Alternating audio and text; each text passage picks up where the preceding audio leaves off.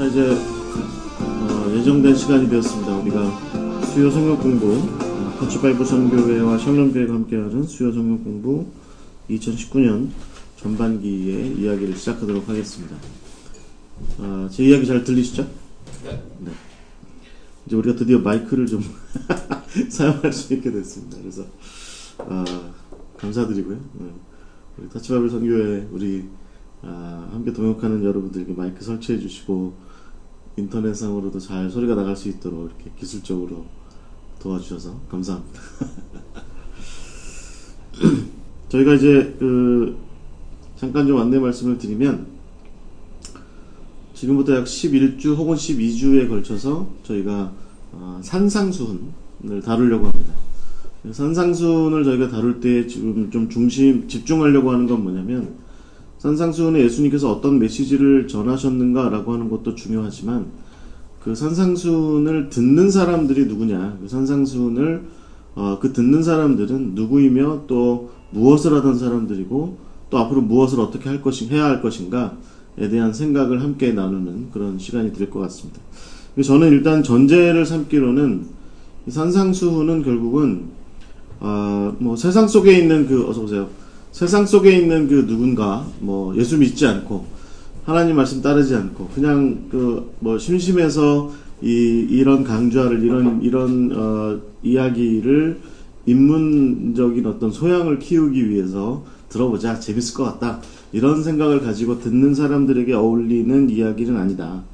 산상수훈은 들을 때 굉장히 사실은 갈등이 많아지고 또 고민이 많아지고 어려워지고, 이렇게 해서 내가 정말 그렇게 사는 게 가능할까라는 생각을 가질 수밖에 없는 그런 도전이 되고 갈등을 유발하고 일으키는 그런 말씀이 바로 산상수훈이라고 할 수 있는데, 결국은 예수님께서는 그 산상수훈을 세상 모든 사람들이 들으라고 하셨다기보다 사실은 예수님의 제자들, 예수님을 따르기로 결심한, 예수님의 뜻대로 살아가기로 예수님의 부르심에 이렇게 응답한 순종한 그 사람들에게 들어봐라, 너희들의 삶이 이렇다, 너희들이 앞으로 이런 삶을 살아가야 한다라고 하는 그런 이야기를 하신 말씀으로 우리가 이 산상수훈을 보아야 한다라는 것입니다.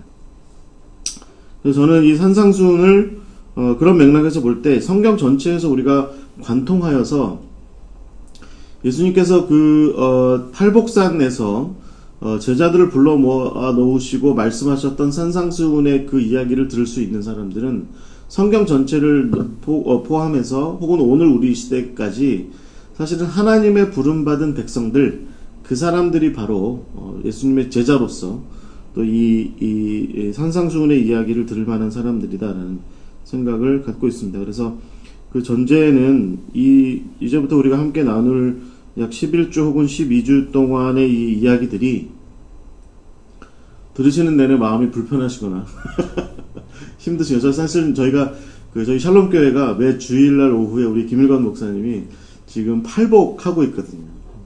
저희 성도들이 들을 때마다 마음이 불편하다. 마음이 불편하고 힘들고 어렵다. 예수 믿고 사는 게 원래 이렇게 힘든 거냐. 어떤 분은 저한테 심지어는 교회 그만 다니고 싶다.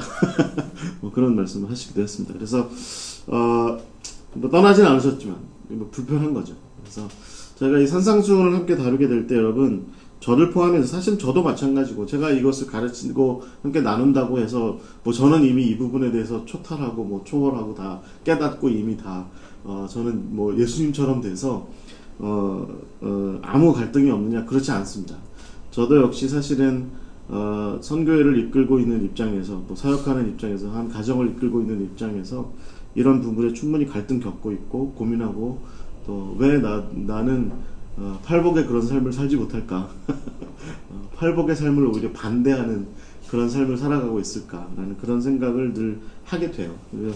저도 마찬가지다라는 그런 심정으로 이제부터 우리가 산상수훈을 좀 함께 다루게 될 것 같습니다.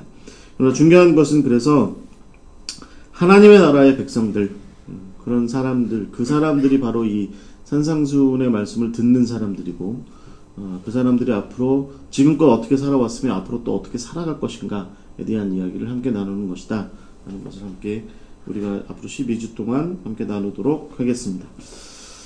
이제 잠깐 기도하고 시작하겠습니다. 하나님 감사합니다.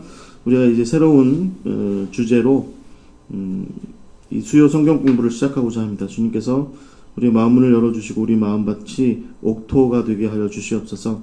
주께서 씨를 뿌리실 때 우리가 주의 말씀 따라서 30배, 60배, 100배의 결실을 맺을 수 있는 그런 귀한 시간 되게 하여 주시옵소서. 듣기 좋은 소리만 듣는 것이 아니라 주께서 우리 심령을 찔러서 쪼개기까지 하시는 그 하나님의 그 말씀, 우리를 수술하시고 우리를 새롭게 하시고 우리를 갱신하시고 우리를 그렇게 해서 더욱더 온전한 하나님의 백성으로 세워나가시는 그 여정에 우리가 순종하는 마음으로 동참할 수 있도록 인도하여 주시옵소서. 주님께서 친히 오셔서 말씀하여 주시고 성령께서 친히 오셔서 우리를 감화감동시켜 주시옵소서.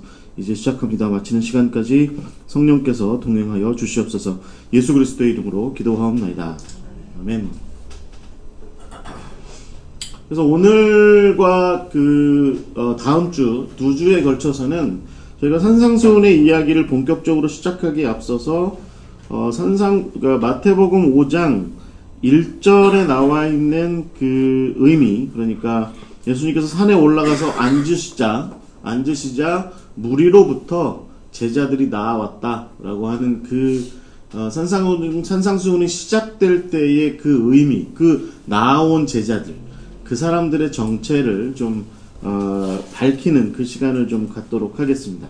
그들이 누구인가? 그래서 저는 그들은 일단 하나님의 백성들이다 라고 하는 것을 먼저 좀 전제하고 이 하나님의 백성들이 우리가 특별히 구약 성경 전반을 통해서 또 신약을 이어나가면서 어떤 사람들인지를 좀 밝혀나가고, 또 다음 주에는 그 사람들이 도대체 이 땅 가운데서 어떤 삶을, 무엇을 하며 어떤 삶을 살아가는 사람들인가 라고 하는 것들을 좀 함께 나누고, 그리고 나서 산상수훈의 이야기를 함께 나눠보도록 하겠습니다. 네. 우리가 일반적으로 성경을 이야기할 때 커다란 전제가, 일반적인 성경을 바라볼 때 성경에 이제 일반적인 전제가 있습니다. 그 전제는 뭐냐면 여러분 잘 아시는 거죠. 성경은 창조에 대한 이야기를 다루고 있습니다. 세상이 어떻게 창조되었느냐라고 하는 것을 다루고 있고, 두 번째는 그 세상이 그런데 하나님의 뜻에 합당하지 못하게 결국은 타락하고 말았다.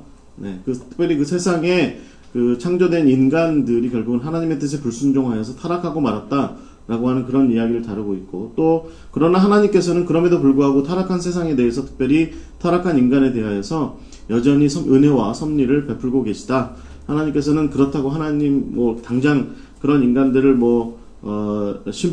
당장 심판하시고 모든 것을 그렇게 쉽게 끝내시지 않으시고, 하나님께서 원래 창조하셨던 그때의 모습으로 돌아가자라고 그렇게 자꾸 설득하시고 하시는 그런 모습이 은혜 가운데 있다라고 하는 것을 다루고 있고, 그래서 그런 것들이 특별히 예수 그리스도를 통해서 우리에게 결정적으로 나타났다. 그래서 우리가 예수 그리스도를 통해서 그 길과 진리와 생명 되신 예수 그리스도를 통해서 우리는 하나님과의 관계를 회복할 수 있고 원래 창조 때의 그 모습으로 돌아갈 수 있다. 그러나 이것은 빽하는 것이 아니라, 되돌아가는 것이 아니라 새롭게 하나님께서 창조하실 그 나라, 그러니까 우리가 요한계시록을 통해서 이야기할 수 있는 그 새롭게 하나님께서 창조하시는 그 나라로 우리가 이제 이렇게 시간상으로 볼 때는 이제 직진해서 앞으로 나아가는 것이다. 그리고 최종적으로 그 나라가 완성되기 전에 하나님께서는 그러나 심판을 하실 것이다 라고 하는 이야기가 성경을 통해서 우리가 이제 전반적으로 이렇게 배우게 되는 이야기의 핵심적인 포인트들입니다. 우리가 이것을 잘 알고 있으면 성경을 잘 읽어 내려갈 수 있죠. 이 부분에 대한 이해도가 전혀 없으면 성경은 남의 나라 얘기가 되는 것이고, 이 부분을 그렇지, 세상은 이렇게 흘러가는 거야 라고 하는 것을 잘 받아들이고 성경을 읽으면 이제 잘 이해가 되는 그런 부분이 있는 것입니다. 중요한 포인트는 우리는 일반적으로 이런 성경의 적어도 이 5가지로 구분되는 이 이야기가 하나님의 행위다라고 보통 그렇게 이야기하는 것이죠. 하나님께서 창조하셨고 타락한 세상에 대해서 은혜를 베풀고 계시며, 그리고 예수 그리스도를 보내셔서 구원을 이루시고, 그리고 마지막 최종적으로 심판하신 후 다시 하나님의 나라를 새롭게 재창조하시고, 하나님의 이 세상을, 온천지를 다시 새롭게 재창조하실 것이다. 새롭게 창조하실 것이다 라고 하는 그런 이야기가 사실은 이제 하나님의 행위로 우리가 이렇게 이해할 수 있는 것이죠. 그래서 여러분, 이 성경을 읽어 내려가면 결국은 하나님께서 창조하시고 은혜를 베푸시고 또 구원의 도리로서 어떤 길로서 예수 그리스도 아들을 독생자 예수를 보내시고 또 세상을 심판하시고 뭐 이렇게 하신다라고 하는 그런 이야기를 쭉 이렇게 읽어 내려갈 수 있습니다.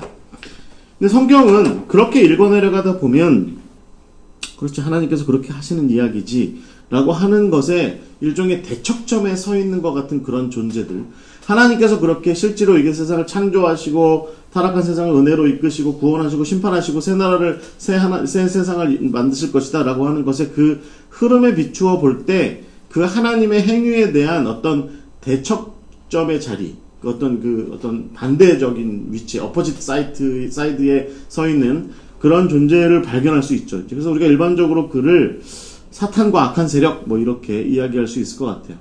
사실은 그런데 여러분, 이것은 성경을 좀 우리가 잘못 읽을 수 있는 가능성이 여기에서부터 출발한다라고 하는 것이죠. 그래서 저는 이것을 일반적으로 우리가 다른 기독교가 아닌 다른 종교가 가지고 있는 그런 어떤 이원론 이렇게 얘기할 수 있을 것 같아요. 그러니까 하나님과 악한 세력, 그러니까 선한 세력으로서의 하나님과 선한 신으로서의 하나님과 악한 신으로서의 사탄, 뭐 이것을 서로 대등한 어떤 관계로 이렇게 보고 이렇게 서로 대립하고 있다라고 이렇게 보는 것이 성경이 이제 한쪽 면에서 우리가 이렇게 쉽게 이렇게 볼 수 있는 그런 모습이다라고 하는 것이죠. 그런데 여러분, 여기서 어떻게 보면 성경을 좀 잘못 보는 것일 수 있습니다. 왜 그럴까요? 하나님께서는 결국 이 사탄을 비롯한 우리가 소위 뭐 마귀 뭐 이렇게 얘기하는 그런 악한 세력들, 그 영적인 존재들과 대척점에 서 계신 것이 아니라 그들 위에 계신 분이 바로 하나님이시다라고 하는 것이죠. 그래서 우리가 쉽게 이렇게 이런 식의 이원론에 빠져들어서 지금 우리가 사탄의 세력 속에 속해 있느냐, 하나님의 세력 속에 속해 있느냐, 뭐 사탄과 악의 선한 하나님의 세력과 악한 사탄의 세력이 서로 지금 대립하고 싸우고 있다. 뭐 이런 식으로 보는 거, 뭐 어디 무슨 헐리우드 영화에나 나올 법한 그런 모습들을 가지고 성경을 이렇게 바라볼 수 있는데, 저는 성경을 읽으면서 늘 느끼고 있는 건 뭐냐면 사탄은 아무것도 아니다. 성경에서 전제하고 있는 중요한 포인트는 뭐냐면 사탄은 아무것도 아니다라고 하는 것이죠. 그래서 여러분, 성경 가만히 읽어보시면 사탄은 하나님과 늘 대적하고 말이죠. 하나님과 대립을 하고 하기는 하지만, 그러나 하나님 편에서 이렇게 보면 늘 그냥 그래 한번 해봐. 뭐 한번 해봐. 여러분 욥한테도 그러잖아요. 시험해봐. 내 사람 욥인데 한번 시험해봐. 그래, 그렇지만 그 몸은 건드리지 마. 몸도 건드리죠. 그래도 계속 시험해봐. 욥이 어떻게 되나 보자. 그러니까 결국은 하나님과 사탄은 대립각이기보다는 대립적인 어떤 대등한 위치에서의 대립하는 어떤 존재라기보다는 어떻게 보면 하나님 훨씬 더 높은 곳에 계신 거죠. 그래서 사탄마저도 결국은 제어하고 무너뜨릴 수 있고, 최종적으로는 우리가 요한계시록을 통해서 보고 있는 건 뭐예요? 결국은 그 가두는, 무저갱의 지옥에 하나님께서 가두고 최종적인 하나님의 사람들의, 하나님의 백성의 승리를 이루실 것이다 라고 하는 것이, 그래서 세상 전체를 주관하시는 분은 결국은 하나님이시다 라고 하는 그 가장 중요한 전제가 사실은 우리가 바라봐야 되는 성경의 굉장히 중요한 표현, 핵심일 것 같아요. 그러니까 사탄은 결국은, 사탄이나 마귀나 어떤 그런 영적인 존재들은 뭐 참소하죠. 네.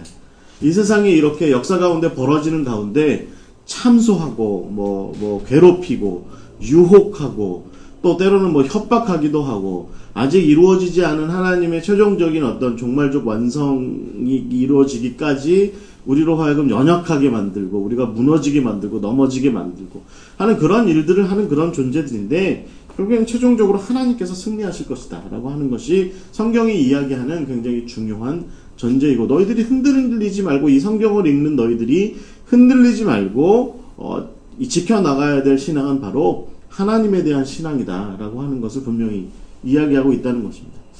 그래서 저는 오히려 성경이 주의 깊게 관심을 기울여서 이게 하나님과 좀 대자적인 위치로서 이렇게 서 있는 그런 존재를 산정하고 있는 것은, 전제하고 있는 것은 오히려 사람이 아닌가라는 생각을 가져봐요. 그러니까 하나님께서는 적어도 이 성경이 말하고 있는 성서적인 세계관에 비춰서 볼 때는 하나님께서는 지금 사탄과 뭔가 뭐 교류하고 거래하고 관계하고 이런다기보다 당신이 만드신 인간, 사람과 더불어서 뭔가를 지금 계속 관계하고 뭔가를 좀 나누시고 뭔가 설득하기도 하시고 때로는 좀 혼내기도 하시고 하는 그런 이야기가 사실은 성경의 이야기라고 우리는 볼 수 있는 것이죠. 그 마치 제가 저희 교회에서도 한번 아침에 이제 성경 읽기를 하다가 제가 이제 몇몇 분께서 이렇게 성경을 읽다가 어떤 표현을 하는데 이런 표현을 해요, 가끔. 그러니까 제 표현에 전지적 3인칭 작가적 시점.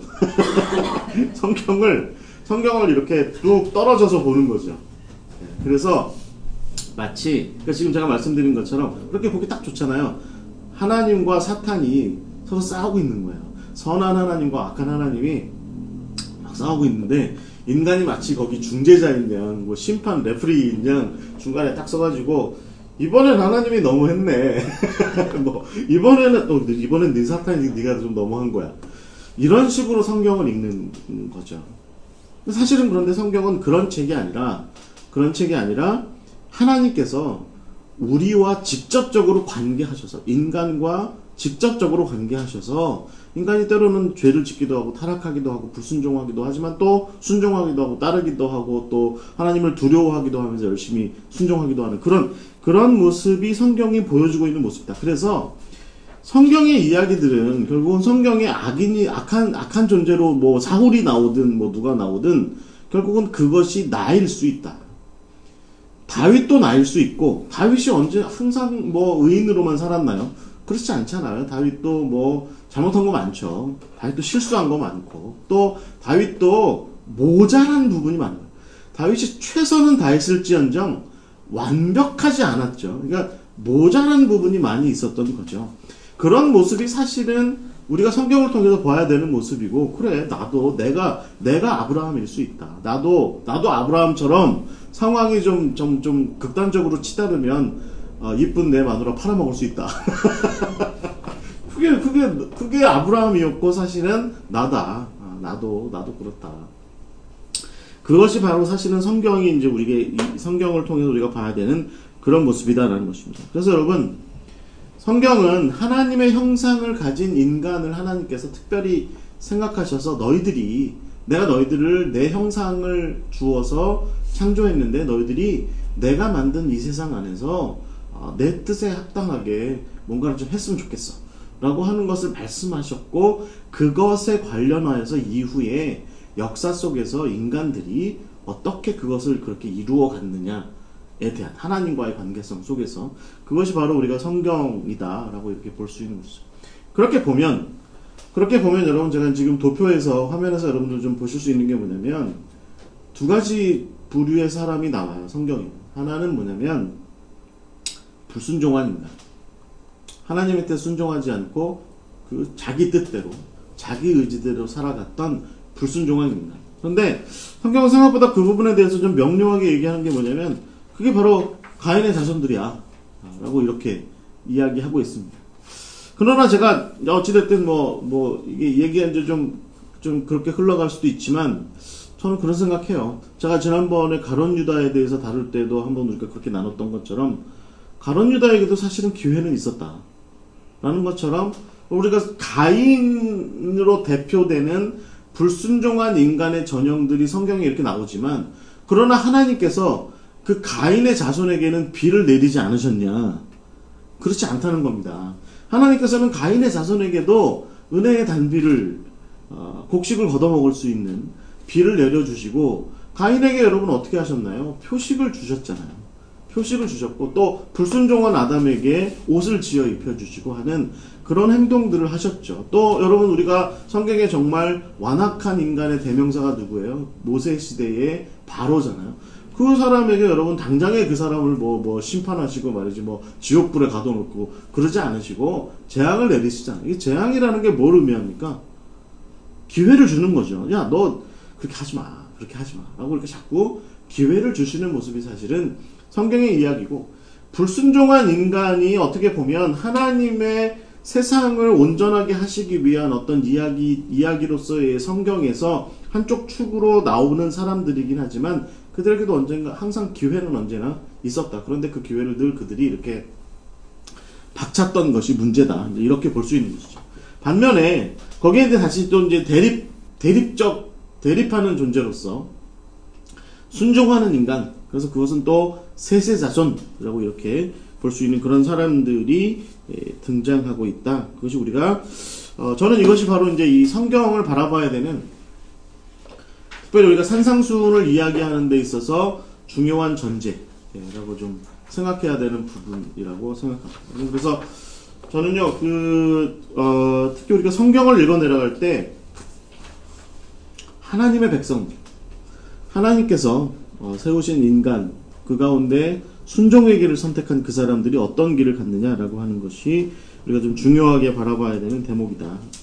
그래서 그렇게 볼 때 우리가 산상수훈의 이야기를 잘 풀어나갈 수 있다. 이렇게 생각을 하고 있는 거예요. 그러면 이제 결론적으로 그래서 우리가 좀 이야기를 하고 싶은 건 뭐냐면, 순종한 인간, 그 셋의 자손, 그 사람들이 어떤 사람들이냐면 순종하는 하나님의 백성들이었다. 순종하는 하나님의 백성들이었다. 그래서 우리가 성경을 읽는다라고 하는 것은 한편으로는 여러분 저 2페이지 메뉴에 보시면 세상 가운데서 하나님께서 행하신 은혜로운 일들을 읽고 배우는 그런 의미도 좀 있겠죠. 그러니까 성경을 우리가 보면 하나님께서 어떤 일들을 행하셨는지, 어떻게 이 땅 가운데, 이 세상 가운데 당신이 창조한 피조물들에 대해서 어떤 일들을 이루셨는지에 대한 그런 이야기를 배울 수도 있겠지만, 그러나 또 다른 한편으로 보면 성경을 읽고 배운다는 것은 아담의 세 번째 아들, 그 셋 이후에 순종한 하나님의 백성들이 하나님의 그 은혜로운 행위들이 이어지는 가운데 어디에 있었고 무엇을 했으며 무엇을 이루었는지를 읽고 배우는 것이기도 하다. 그렇게 성경을 읽다 보면 성경이 하나님의 백성들의 정체성과 하나님의 백성들의 과제, 또 하나님의 백성들의 삶의 원리들, 또 하나님의 백성들의 삶의 결실과 비전들에 대해서 나름대로 좀 일관성 있게 이야기하고 있는 그런 부분이 있다. 그런 것도 우리가 볼 수 있다는 것입니다. 그래서 오늘 우리 삶에서 하나님께서 동일한 대행자 파트너십을 요구하실 때 우리 역시 성경 속에 하나님의 백성들의 그 전철을 따라서 올바른 삶을 세워나갈 수 있어야 될 것 같습니다. 하나님의 백성의 감각으로 성경을 읽는다는 것, 그것이 바로 성경 속에 하나님의 백성들의 경험했던 것들에 동화되고 그것을 오늘의 삶에서 잘 조절해서 성경이 이야기하는 그 전거들과 잘 조화된 그 오늘의 삶을 읽어 나가는 그것이 우리가 좀 필요한 과제다. 그리고 결국 우리가 산상수훈을 보게 되면 그것은 다 바로 예수님의 제자로서 살아가는 삶이라는 것이죠. 그리고 그것은 구약에서 우리가 볼 때, 구약으로부터 이끌어 나오는 이야기를 볼 때 하나님의 백성들의 이야기로 이렇게 풀어나갈 수 있는 그 맥락이 이어지는 부분이 분명하게 있다라는 것입니다. 여기까지 이해가 되시죠? 잘 따라오고 계시죠? 질문하셔야 됩니다. 네. 그래서 먼저 이제 우리가 생각해야 되는 건 뭐냐면 창세기의 이야기입니다. 그 가운데 저는 창세기 1장 1절부터 시작해서 여러 가지 창조의 이야기가 있지만 그 가운데 이제 인간 창조에 대한 의미를 좀 우리가 생각을 해봐야 될 것 같아요. 여러분, 우리가 이제 분명히 짚고 넘어갈 문제는 창세기 1장 26절의 말씀인 거죠. 창세기 1장 26절에 보시면 하나님이 이르시되 우리의 형상을 따라서 우리의 모양대로 우리가 사람을 만들고 그들로 바다와 물고기와 하늘의 새와 가축과 온 땅과 땅에 기는 모든 것을 다스리게 하자라고 이렇게 말씀하십니다. 그래서 우리가 인간이 창조되었을 때 정말 중요하게 보아야 되는 한 가지 포인트는 뭐냐면 하나님의 형상을 따라서 이미지 오브 갓, 하나님의 형상을 따라서 지음받았다라는 것입니다. 하나님의 형상을 따라서 지음받았다라고 하는 것에서 우리가 정말 잘 집중해야 되는 한 가지 포인트는 뭐냐면 인간이 그 육체와 더불어서 정신, 스피릿이라고 하는 그런 부분을 갖고 있다라고 하는 것이죠. 그래서 그 다른 동물들과 좀 구별되게 이 뭔가 목적하는 바와 추구하는 바에 아주 그 고도의 나름대로의 그 추상적인 맥락들이 좀 있다라고 하는 것입니다. 네. 요즘 제가 어떤 다큐멘터리를 하나 봤는데 이제 고래가 꽤 지능이 높다잖아요. 아세요? 우리 가운데 누구는 고래보다 지능이 낮을 수도 있습니다. 항상 그걸 염려하고 사셔야 돼요. 돌고래보다 내가 지능이 낮을 수도 있다. 왜 돌고래가 뭐 잘하면 80까지도 나온대잖아요. 지능이. 내가 돌고래보다 지능이 낮을 수 있는데, 어떤 다큐멘터리를 봤는데, 고래가 굉장히 이타적 행동들을 많이 하는 거예요. 예를 들면, 이렇게, 위기에 처한 어떤 바다 생물들을, 예를 들어서 범고래나 상어나 이런 것들이 막 공격하고 그러면, 그걸 도와주면, 특히 험프백 웨일, 혹등고래가 이런데요. 혹등고래가 다니다가 누가 이렇게 공격당하고 막 그러면 가서 막 살려주고 그런다. 그리고 배 선원들이 밤에 이렇게 난간 같은데 이렇게 있으면 고래가 가끔 이렇게 지나간대요. 근데 고래가 이렇게 해서 눈을 옆으로 해가지고 사람이랑 눈을 마주친대요. 뭐 얘기하는 것 같아 진짜. 얘기하는 것 같아. 그래서 일단은 이제 생물학을 하시는 분들이나 이런 분들은 사람이 가지고 있는 어떤 그런 지능이나 이런 것과 동물들이 나름대로 가지고 있는 그런 큰 차이가 없을 수도 있다. 사람이 좀 더 고도로 좀 발달을 하긴 했지만 그렇게 이야기는 하지만, 그리고 요즘 여러분 인문학의 위기라고 이야기합니다. 아세요? 세 가지 때문에 위기라고 얘기해요. 지금 제가 첫 번째 말씀드린 동물들도 나름대로 지능을 가질 수 있다라고 하는 부분과, 두 번째가 AI가, 그러니까 로봇이죠. 이제 인공지능들이 인간의 그런 정신적인 측면들을 대체할 수 있다. 혹은 공유할 수 있다. 마지막 세 번째가 뭐냐면, 지능을 가진 외계인이 나타났을 때 우리는 과연 어떻게 그들과 얘기를 할 수 있겠느냐라고 얘기할 때 이 소위 인문학이라고 하는 말이 이 휴머니티잖아요. 이게 인간만이 할 수 있는 게 인문학이다라고 얘기했는데, 동물이나 그 다음에 AI나 외계인들도 여기에 참여하면 그거를 더 이상 휴머니티, 즉 인문적인 어떤 뭐라고 얘기할 수 있겠느냐 그런 질문들이 있어요. 그래서 사실은 지금 이 인간성, 그러니까 뭔가 스피리추얼한 뭔가의 정신적이고 추상적인 어떤 고도의 이념을 추구하는 그런 존재로서 인간이 그렇게 독자적인 거냐라고 하는 질문들이 오늘 우리가 이제 살아가는 이 세상에 좀 많이 문제 제기가 있기는 합니다. 네. 그렇지만 여전히 인간이 가지고 있는 지능과 그 능력은 이 세계를 완전히 파괴할 수도 있고, 아니면 더 나은 세계로 이끌어갈 수도 있는 그런 능력을 충분히 가진 것은 아직까지는 이 지구상의 인간입니다. 그런 면에서 하나님께서 우리 인간에게 이미지 오브 갓, 하나님의 형상을 주셨다라고 하는 것에 대해서 우리는 좀 진지하게 성찰해야 된다라고 하는 것이죠. 내가 하나님의 형상을 따라서 지음받은 그런 사람인데, 내가 스피리추얼한 존재인데 나는 거기에 합당하게 살아가고 있느냐? 동물이나 진배 없이 혹시 살아가고 있는 거 아니냐? 제가 요즘에 팟캐스트 하나 듣고 있는데 거기 진행하는 교수님이 그런 얘기 하더라고요. 러시아의 표트르라고 하는 대제가 러시아 계몽 군주인데, 계몽을 많이 하면서 그 모토로 삼았던 것 중에 하나가 뭐냐면, 짐승 같은 여자들을, 죄송합니다. 짐승 같은 여성들을 사람답게 살게 하기. 이게 그때 당시 굉장히 중요한 러시아의 계몽 운동의 중요한 모토 중에 하나였대요. 네. 잘은 모르겠지만 이게 이제 인간 삶에서 굉장히 중요한 거죠. 중요한 거예요. 그래서 여러분, 우리가 하나님의 형상을 따라 지음받은 인간이다. 그래서 우리가 인간답게 산다라고 하는 그런 문제와 관련해서 특히 정신을 가지고 있다. 스피릿이라고 하는 것이 우리에게 있다라고 하는 것을 늘 우리가 이제 염두에 두어야 한다라고 하는 것이죠. 또 다른 하나는 뭐냐면,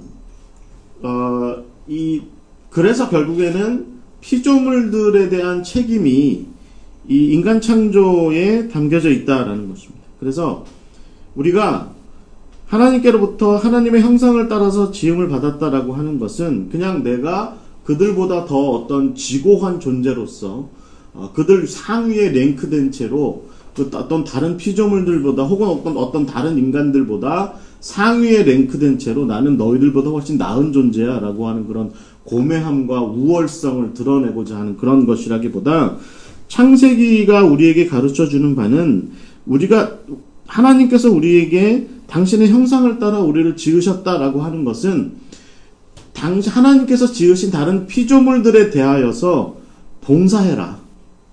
그들을 좀 잘 돌봐줄 수 있도록 헌신해라. 라고 하는 그것이 바로 우리에게 맡겨진 굉장히 중요한 사명이다. 창세기에 또 특별히 인간에 지어진 그런 사명이다. 라고 하는 것이죠. 특별히 이제 창세기 1장 28절이죠. 28절에 너희들이 생육하고 번성해서 땅에 충만하라. 땅을 정복하라. 바다의 물고기와 하늘의 새와 땅에 움직이는 모든 생물을 다스려라. 라고 하는 것은 이것을 늘 착취해가지고 다 떨어먹고 말이죠. 요즘도 제가 어저께인가 뉴스 보니까 한강으로 올라오는 실뱀장어? 새끼 뱀장어들을 너무 많이 잡아가지고 우리나라에서 더 이상 이제 장어를 못 먹게 생겼다고 김일건 목사님 지금 큰일 났어요. 목사님 장어 좋아하잖아요. 큰일 났어요, 지금. 장어를 못 먹게 생겼대요. 명태 새끼 노가리까지 다 먹어치우는 바람에 우리 동해에 명태가 없어진 것처럼 장어도 이제 곧 없어질 거라고 지금 그렇게 얘기하는데, 이게 바로 우리가 창세기 1장 28절에 대한 잘못된 해석인 거죠. 우리가 저들을 다 소진하고 다 소비하는 것이 우리에게 맡겨진 사명이 아니라 사실은 잘 보호하고 관리하고 하는 그런 청지기 사명이 우리에게 굉장히 중요한 사명이다라고 하는 것이 바로 창세기 1장 26절부터 28절까지의 하나님께서 우리를 창조하신 사실은 굉장히 중요한 목적이다라는 것입니다. 이게 이제 여러분 굉장히 혁신적이다라고 하는 것을 한 가지 우리가 짚고 넘어갈 필요가 있습니다. 왜냐하면 그때 당시에 신의 형상, 그러니까 이미지 오브 갓이라고 하는 그런 아이디어는 구약 성경을 만들었던 유대인들만 가지고 있었던 생각은 아니었습니다. 근동에 있는 대부분의 나라의 그 종교가 사실은 이런 생각을 가지고 있었죠. 그런데 이 생각을 어떻게 담아냈냐면, 자기들의 어떤 실제 생활에 어떻게 담아냈냐면, 왕만, 그러니까 이집트에는 파라오, 그 다음에 메소포타미아의 왕만 하나님의 형상, 신의 형상을 받은 존재야. 나머지는 뭐예요? 다 신의 형상을 받은 제대로 된 인간에게 복종하고 순종하고 헌신해야 되는 그런 존재들이 나머지 인간들. 이렇게 된 거죠.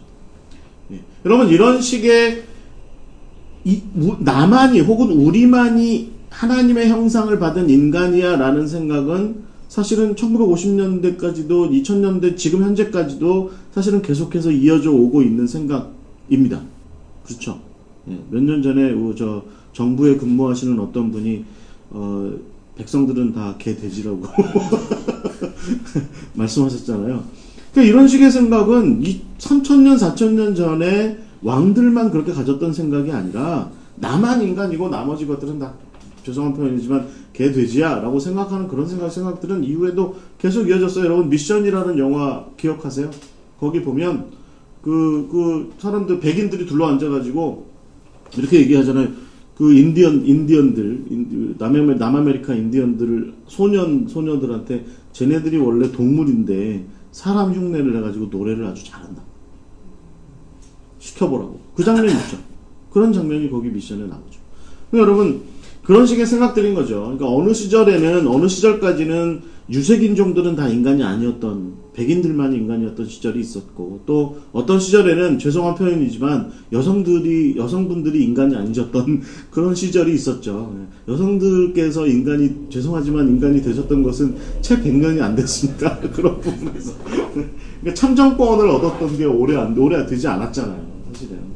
우리나라만 해도 사실은 마찬가지였죠. 그러니까 그런 부분들이 바로 이게 하나님의 형상에 대한 창세기 1장의 그 신앙을 좀 왜곡하는 그런 모습들이었다. 그래서 우리가 이 부분에 대한 생각을 좀 잘 가져야 된다는 거예요. 첫 번째는 우리가 하나님께로부터 받은 뭔가 특별한 능력이 있다라고 하는 게 성경이 우리한테 분명히 얘기해 주는 바예요.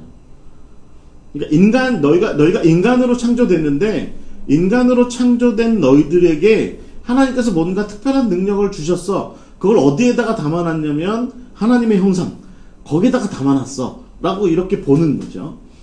근데 그것을 가지고 너희들이 함부로 사용할 게 아니야. 너희들이 그걸 가지고 어떻게 해야 되냐면, 너희들이 일단 그런 하나님의 그 형상을 받은 그 모습을 가지고 그 모습을 계속 퍼뜨려야 돼. 생육하고 번성해야 돼. 그리고 땅에 충만해야 돼. 그리고 그 하나님께서 주신 그 능력과 그 형상을 가지고 어떻게 해야 돼요? 그 땅을 다스리고 그 땅에 있는 모든 피조물들을 잘 다스려라. 다스린다라고 하는 말이 뭐예요? 결국은 잘 관리해라. 네 거라고 생각하지 말고.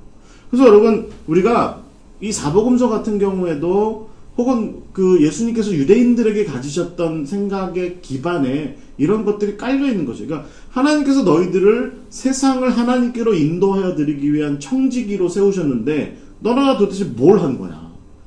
너희들 세상 사람들을 충분히 먹여 살릴 수 있는 이 세상을 위한 무화과나무로 세워놨는데 너네들이 도대체 뭘 한 거야? 결실도 하나도 못 맺고 말이야. 그러니까 그 무화과나무가 어떻게 돼요? 말라 시들어 버리잖아. 그러니까 이런 식의 생각들이 사실은 성경이 우리가 이렇게 주밀하게 바라봐야 되는 하나님의 백성이라는 관점에서 봐야 되는 관점인데, 첫 번째는 우리가 사실은 원래는 모든 인간에게 그것이 주어져 있었다. 그래서 기억하셔야 됩니다. 첫째는 하나님께서 우리한테 특별한 재주를 주셨다. 능력을, 탤런트를 주셨다. 그런데 그것을 오남용할 것이 아니라 잘 활용해서 나를 포함한 하나님 안에서 관계를 맺고 있는 모든 피조물들을 향해서, 인간을 포함한 다른 사람들을 포함한 모든 피조물들을 향해서 생육하고 번성하는 가운데 그들이 평안하고 그들이 온전하여지고 그들이 행복하여질 수 있도록 하기 위한 그런 길을 안내해야 되는 그런 역할들이 우리에게 책임으로, 사명으로 주어져 있다. 이것이 바로 우리가 이제 바라봐야 될 굉장히 중요한 그런 모습입니다. 저는 그 창세기 2장 19절에 보시면 그 아담을 그 동산, 그러니까 에덴 동산이죠. 에덴 동산 가운데로 데려가신 다음에 거기 어떻게 하세요? 여호와 하나님이 흙으로 각종 들짐승과 공중의 각종 새를 지으시고 아담이 무엇이라고 부르나 보시려고 그것들을 그들에게로 이끌어 가시니 아담이 각 생물을 부르는 것이 곧 이름이 되었다. 이름을 불렀다라고 하는 거죠. 아담이 김춘수 시인의 꽃을 알았는지 내가 네 이름을 불러주기 전엔 아무것도 아니었는데 뭐 하여튼 아담이 이런 행동을 한 거죠. 여러분 어떻게 생각하세요?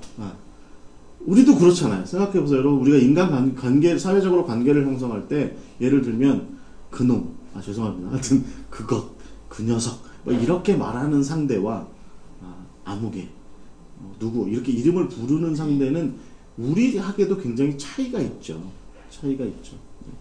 그래서 이런 어떻게 보면 이름을 불러서 존중하게 되는 상대의 지경을 넓혀가는 것이 어떻게 보면 그 1장 28절에 너희들이 생육하고 번성해서 땅에 충만하고 땅을 다스려라 라고 이야기하는 사명에 굉장히 중요한 역할일지 모르겠어요. 그런데 여러분, 이런 일들을 사실은 서구 사회가 16세기 이후에 소위 대항해 시절과 대탐험의 시절이라고 이야기하는 16, 17, 18세기, 19세기, 20세기 초반까지도 이런 일들을 합니다.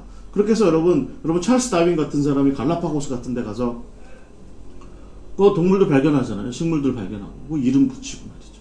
그런 일들을 다 하거든요. 그런데 서구 사회는 그렇게 이름을 다 붙이는 행위를 한 다음에 착취하기 시작한 거죠.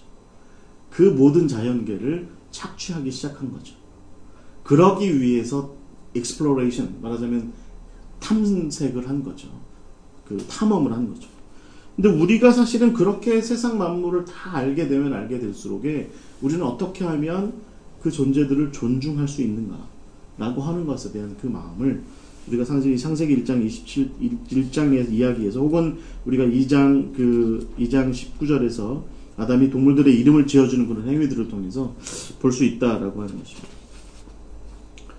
그래서 결국 우리가 집중해야 되는 것이 바로 첫 번째는 바로 하나님께서 하나님께서 인간으로 하여금 그런 청지기의 사명을 주셨다라고 하는 그런 맥락에서 볼 때 우리가 정말 관심 가져야 되는 건 뭘까요? 우리가 살아가는 삶의 지경 가운데서 우리 인간이 살아가는 삶의 지경들 가운데에서 존재하는 모든 존재들, 모든 피조물들이 샬롬, 행복할 수 있느냐, 평안할 수 있느냐, 평안해질 수 있는 길이 뭐냐, 이런 것들을 늘 생각해보고 염두에 두고 고민하고 따져봐야 된다는 것입니다. 여러분 어떠세요? 하나님께서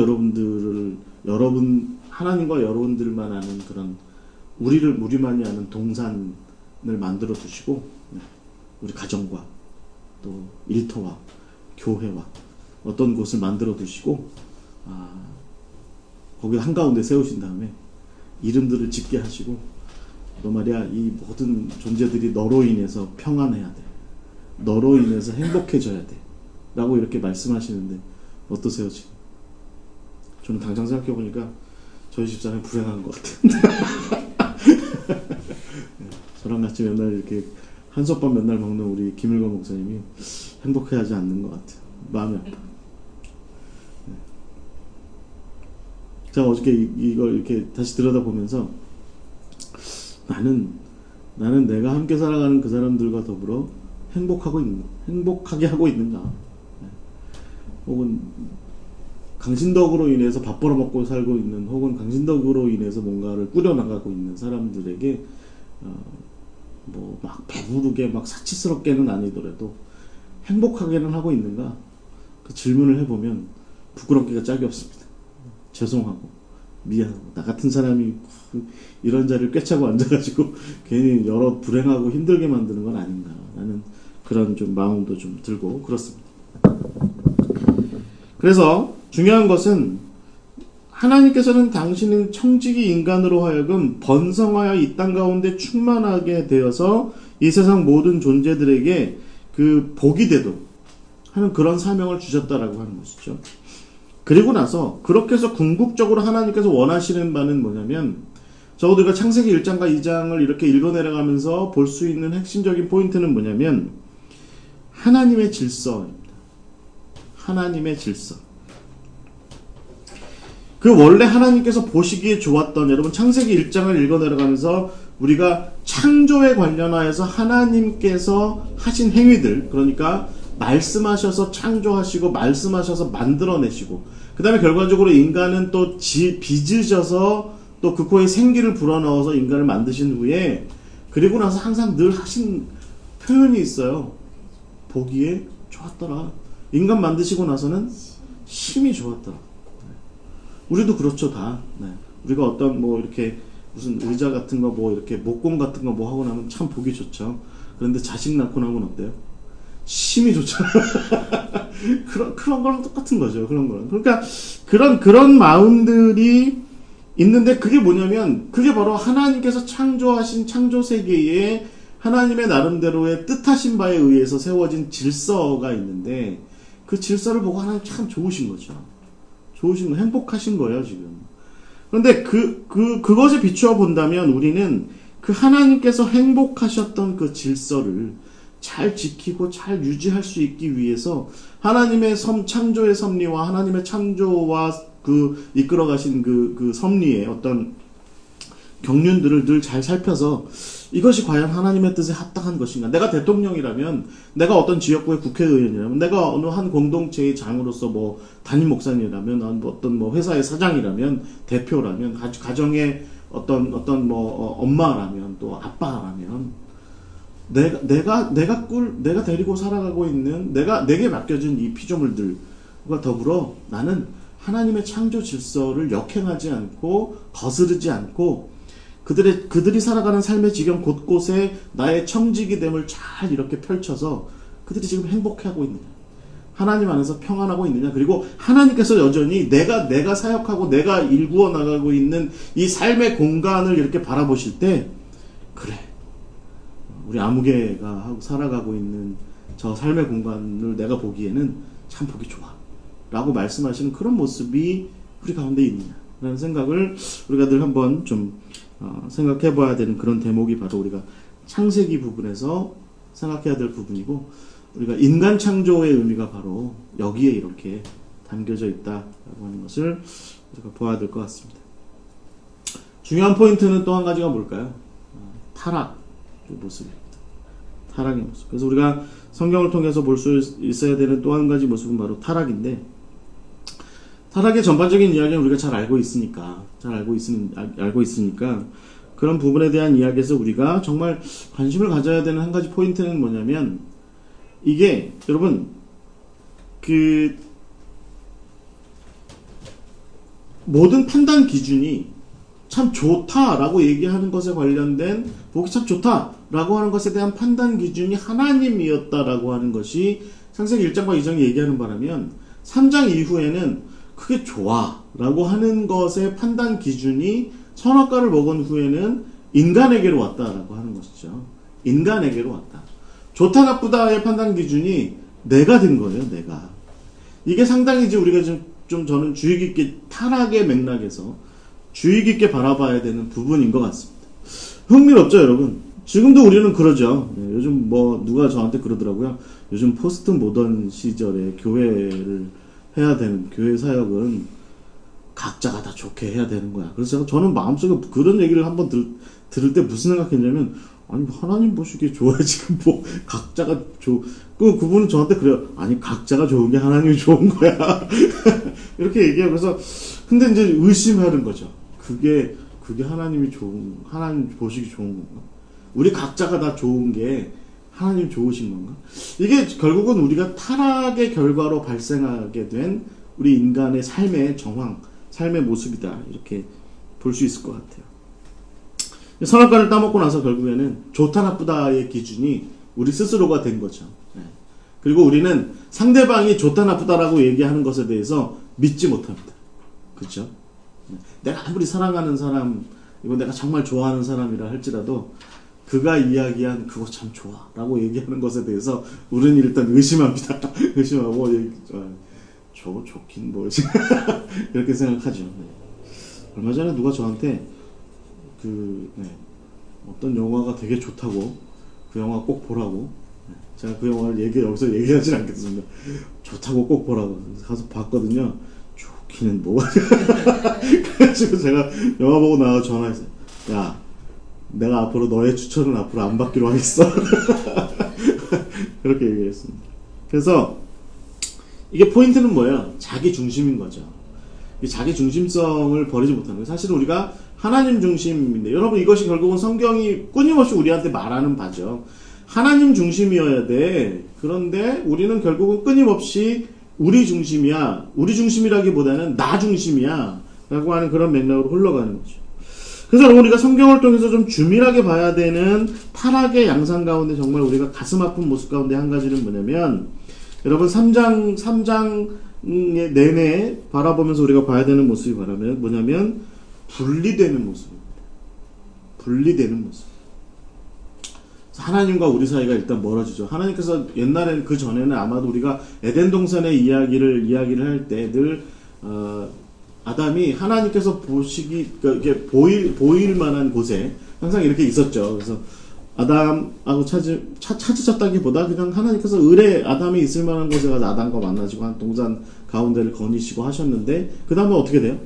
아담이 있는 곳을 하나님께서 찾게 되잖아요. 그리고 아담은 하나님 앞에 자기를 드러내기를 부끄러워하고 힘들어하고 어려워하고 하는 그런 모습이 있고, 더더군다나 인간과 인간 사이도 결국은 서로를 부끄러워하는 관계, 서로가 그러니까 소원해지는 거죠.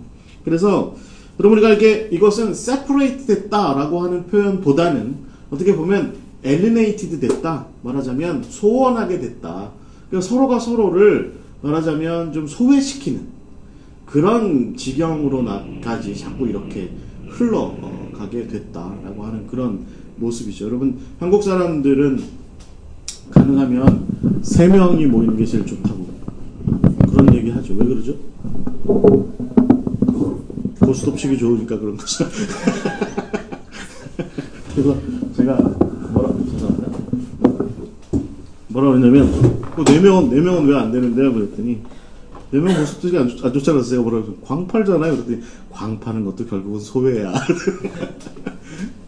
소외죠. 결국은 이게 결국은 뭐 그렇잖아요. 왜 그 둘이 있을 때는 괜찮은데 셋이 있으면 둘이 하나를 소외시키고 넷이 있으면 셋이 하나를 소외시키고 아니면 둘둘씩 편먹고 싸우고 뭐 이런 모습들이 사실은 우리 가운데 늘 이렇게 상존하는 그런 모습들이 이게 결국은 늘 그 자기 중심성에 근거한 상대방을 이렇게 좀 소외시키려고 하는 네. 그런 모습들에서 있다. 여러분 창세기 2장 18절에 보시면 하나님이 아담의 모습을 보고 뭐라고 말씀하세요? 창세기 2장 18절에 보시면 이렇게 되어 있어요.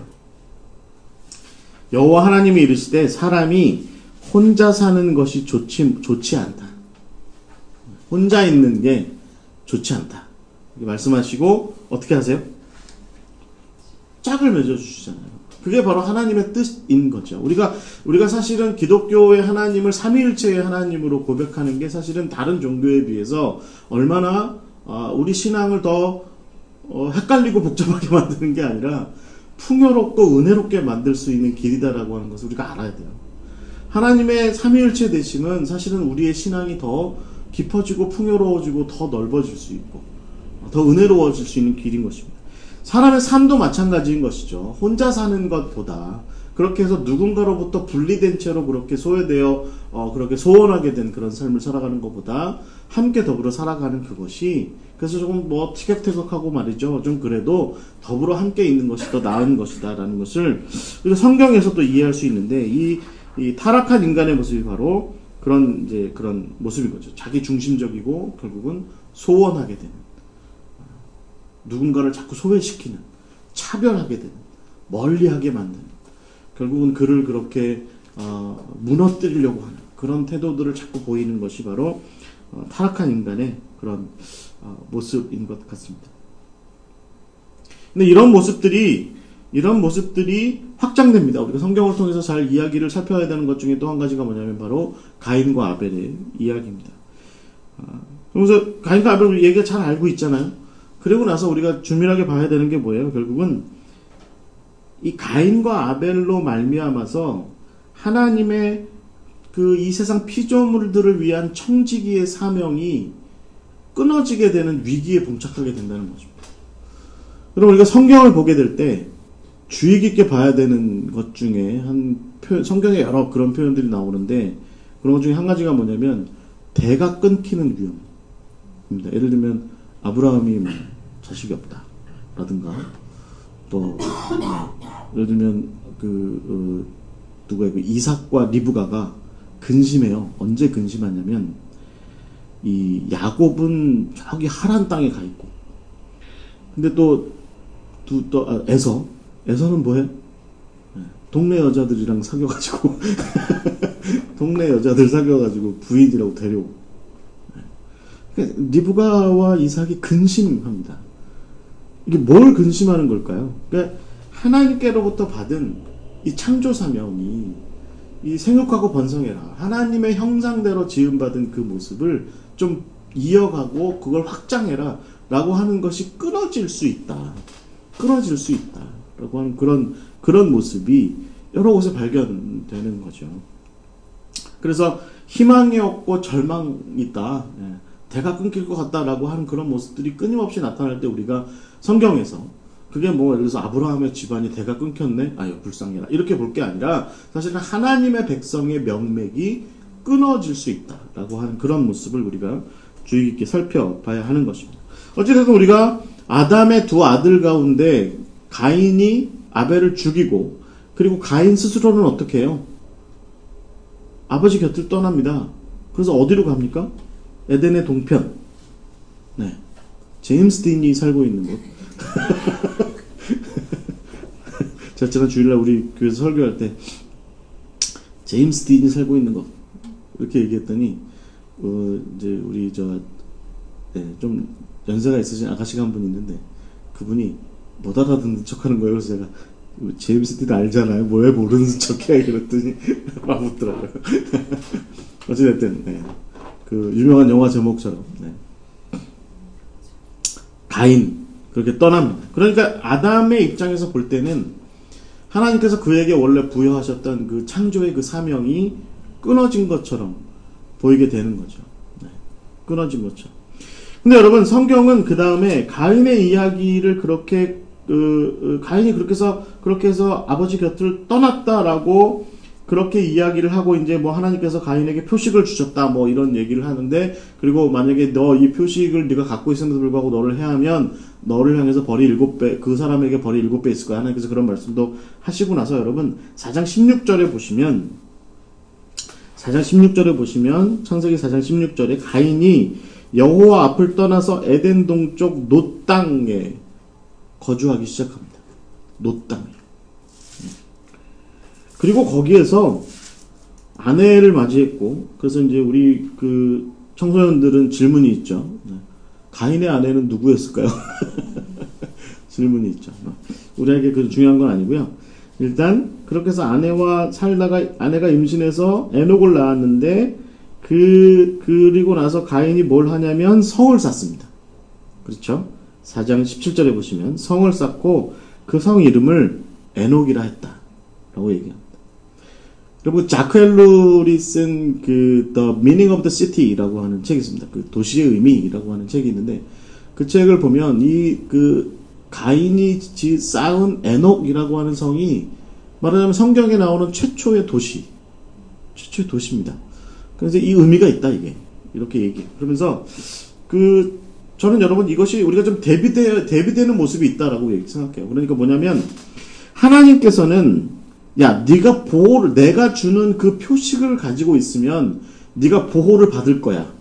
라고 이렇게 말씀하셨는데, 가인은 그 표식, 말하자면 뭐, 무슨 여권처럼 생긴 그런, 무슨 표식 하나, 그거 가지고는 안심이 안 된 거예요. 그러니까 실제로 자기를 보호하기 위해서 어떤 일을 합니까? 자기를 보호하기 위한 성을 쌓는 거죠. 자기를 보호하기. 그래서 여러분 이 성이라고 하는 의미가 결국은 성서적으로 볼 때 제가 아까 말씀드렸던 alienated, 그러니까 그 소원하게 되고 서로 멀어지게 되는 것이 아주 제도적으로 굳어지게 되는 전형적인 모습인 것이죠. 인간 사회와 인간 문명에서 결국은 우리가 이렇게 멀어지게 되는, 마치 우리가 이렇게 집과 집 사이의 담을 이렇게 자꾸 높여가는 그런 삶의 행태처럼 그런 거죠.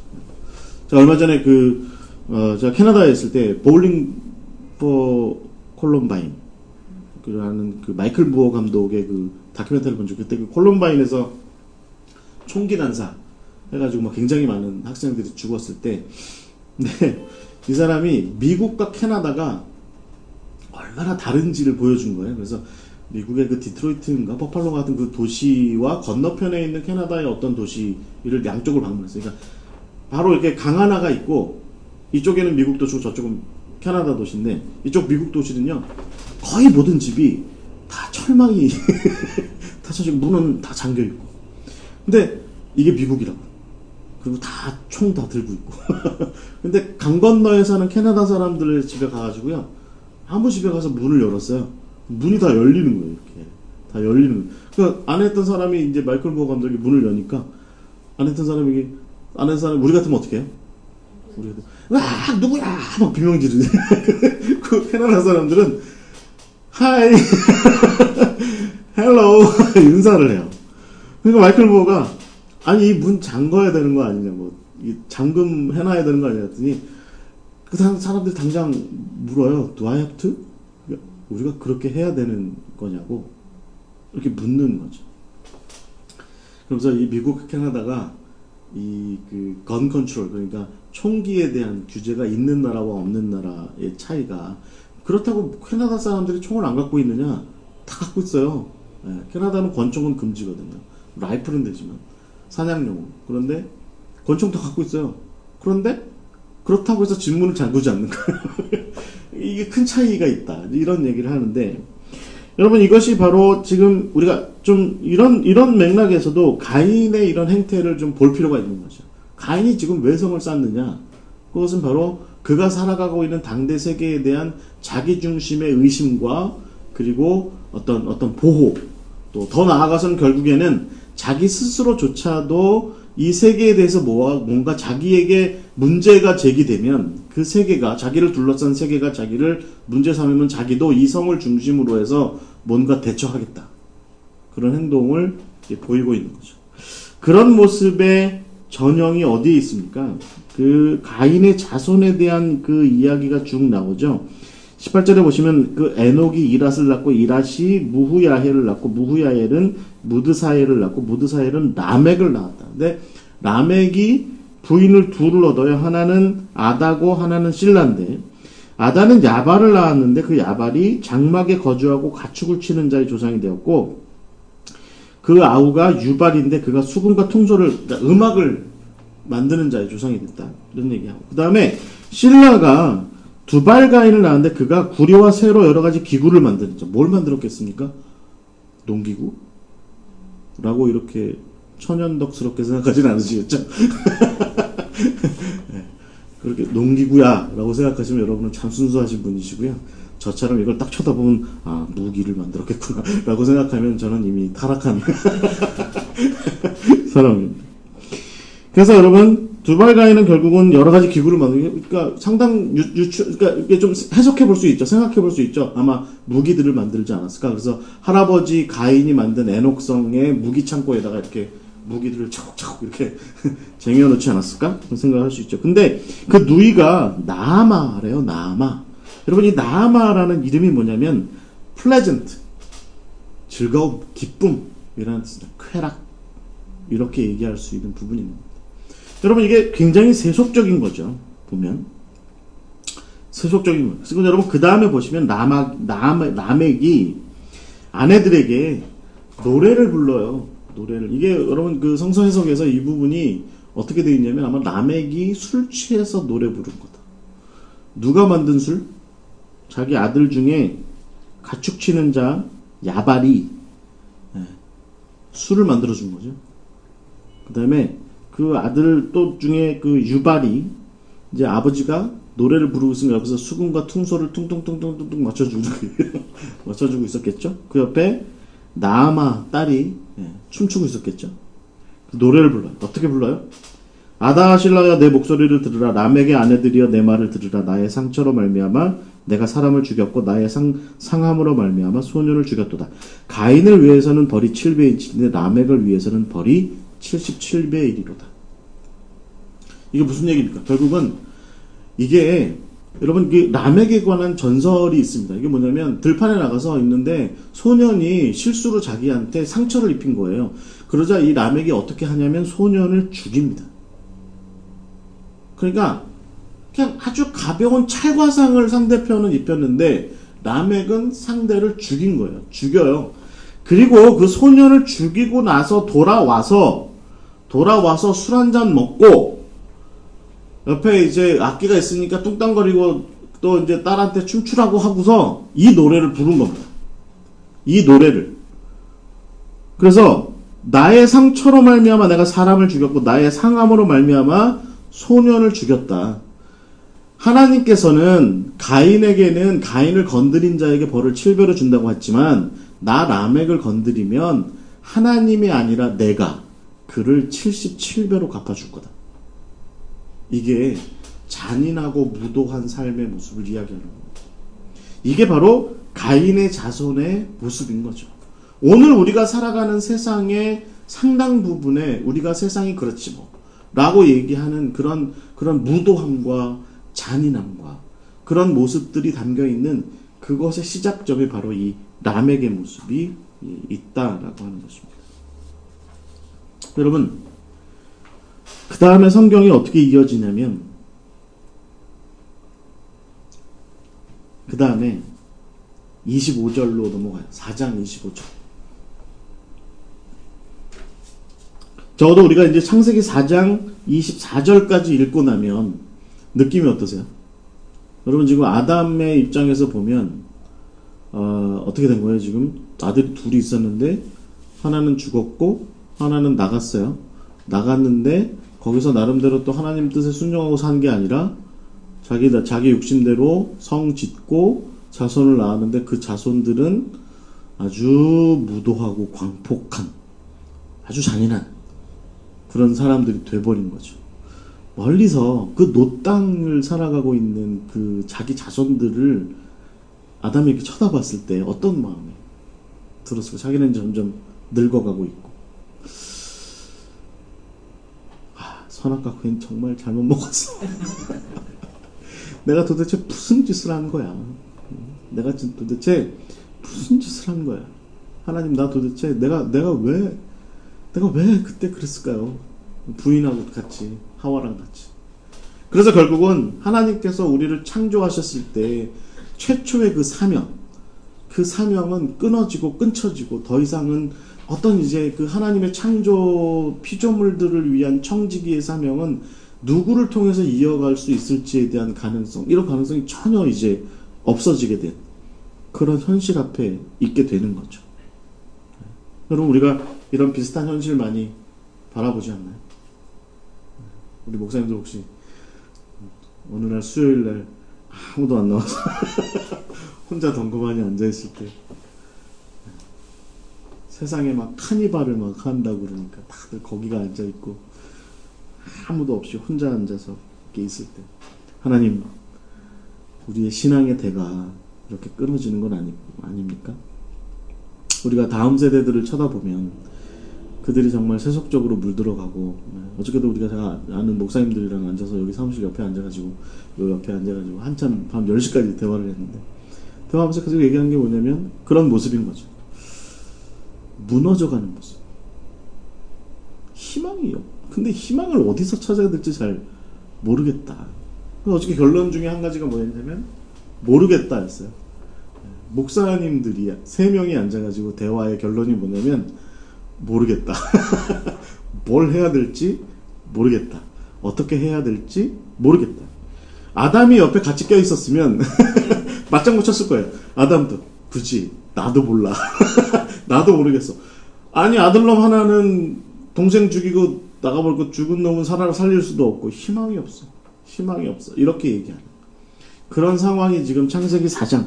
우리가 성경책이 요한계시록까지 가려면 얼마나 길어요. 지금 이 성경책이 뒤로 넘어가려면 한참 남았거든요. 근데 제가 지금 종이로 넘기기 2장 넘겼는데 창세기를 딱 펼쳐가지고 창세기 1장부터 딱 제 성경책으로 2장을 넘겼는데, 제 인간적인 마음으로는요, 이런 책은 보지 말자. 이런 책은, 이거 그 희망이 없잖아. 가능성이 없네. 끝이네. 라고 생각할 만한 대목이 이미 성경책 펼쳐서 2장 넘겨서 이미 나오는 거죠. 이런 책을 뭐하러 읽어? 내가 이거 계속 읽으면 희망이 있어, 뭐가 있어? 아무것도 없을 것 같은데? 라는 상황입니다. 그런데 그런 상황에 여러분, 4장이 끝나기 전에 장절 구분해서, 저 같으면 여기서 5장을 확 시작할 텐데 4장이 끝나기 전에 2절을 삽입해놔요. 이 편집자가, 성경을 편집하신 분이 이렇게 넣어놨죠. 아담이 다시 자기 아내와 동침했다. 그리고 나서 아들을 낳았는데 그 이름이 셋이다 라고 이렇게 되어 있는 거죠. 여기 셋이라고 하는 이름은요, 자리를 잡다 라는 뜻입니다. 정착하다, 이런 뜻입니다. 그러니까 아담의 마음이 담겨 있는 거죠, 이 이름 자체에. 그러니까 아담이 정말 이제 점점 나이가 들어가는 와중에 희망이 없는데 그 희망이 없는 와중에 아들을 하나 새로 얻었는데, 그 아들을 통해서 내가 이제 다시 하나님께서 나한테 주셨던 그 최초의 그 사명을 다시 잘 이어갈 수 있겠다라는 그런 생각을 가질 수 있게 된 거죠. 그리고 나서 그 셋이 아들을 또 낳았대요. 그 아들이 누구예요? 에노스라고 되어 있는 거죠. 그리고 이제 5장부터 우리는 5장을 읽다 보면은요, 창세기가 다시 시작되는 것 같은 느낌을 다시 받습니다. 이해가 되시죠? 이것은 아담의 계보를 적은 책이니라. 저희 교회 권사님 한 분이 저한테 이 부분을 이렇게 보면서 이 책이 다시 시작되는 것 같아요. 그래서 제가 첫 대답이 뭐였냐면, 역사 비평이나 편집 비평을 하시는 분들의 입장에서 보면 이 책이 여러 권을 짜맞추게 해서 그런 거라고 라고 볼 수도 있겠으나, 저는 이 이야기의 흐름상 하나님께서 다시 시작하시는 겁니다. 리스타트하는 거죠. 다시 시작하는 거죠. 그래서 하나님이 사람을 창조하실 때 얘기를 다시 해요. 그죠? 5장 1절에 보시면 이거 강조하잖아요. 뭘 강조해요? 하나님의 모양대로 지었다. 이게 너네들이 다시 생각해야 되는 대목이다, 이게. 너네들이 4장 끝부분에 가인의 자손들이 어떻게, 라멕이 어떻게 하고 있는지를 봤으나, 하나님께서 그럼에도 불구하고 여전히 그 뜻을 약속을 거두지 않으시고, 축복을 거두지 않으시고, 언약을 거두지 않으시고, 아담에게 다시 아들을 주셨는데, 그 계보에서 너희들이 다시 잘 기억해야 되는 포인트의 첫 번째는, 하나님의 모양대로, 이미지 오브 갓, 너희들이 하나님의 모양대로 하나님의 뜻을 담아 하나님의 마음을 품어서 이 땅 가운데 창조된 자들이야. 그걸 잊지 말아야 돼. 라고 말씀하고 계시다는 것이죠. 그리고 그것도 뭐라고 그래요? 뭐 왕만 그렇게 창조한 게 아니라, 혹은 남자만 그렇게 창조한 게 아니라, 백인들만 그렇게 창조한 게 아니라, 부자들만 그렇게 창조한 게 아니라, 잘 나가는 아주 뭐 높은 분들만 그렇게 하나님의 형상 따라 지은 것이 아니라, 어디 무슨 좋은 대학 나오고 많이 배운 사람들만 하나님의 형상대로 창조하신 것이 아니라, 여자도, 어린이들도, 못 배운 사람도, 가난한 사람도, 지금 무지랭이도, 아무것도 할 수 없을 것 같은 그런 패배자들도, 절망에 빠져있는 사람들도, 그 무엇도 희망이 없는 사람들조차도 다 하나님께서 사람으로 당신의 형상을 따라서 창조하셨다라고 그렇게 얘기하시고, 그들에게 복을 주시고 그들에게 사람이라 일컬으셨다. 이거 분명하게 지금 이야기하고 있는 것이죠. 그리고 나서 3절에서 아담이 주체가 되어 있어요. 주어가 아담으로 바뀌고 나서 어떻게 흘러가요? 130세에 누구 모양대로? 자기의 모양대로 자기의 형상과 같은 아들을 낳아서 이름을 셋이라 했다. 그러니까 가인의 계보로부터 완전히 무너지고 완전히 파괴되고 완전히 망가진 것 같은 하나님의 형상을 이어가는, 그렇게 해서 하나님의 형상대로 이 땅 가운데에서 생육하고 번성하고 땅에 충만하고 땅을 다스리는 자로서 이 땅 가운데서 살아가는 그 책임과 사명을 가진 자의 그 사명이 이제 다시 아담에게로부터 다시 이렇게 이어져 가게 됐다. 명맥을 이을 수 있게 됐다라고 하는 것이죠. 그리고 나서 6절에 보시면 셋이 에노스를 낳았대요. 에노스. 여러분 7페이지에 보시면 제가 나눠드리는 자료에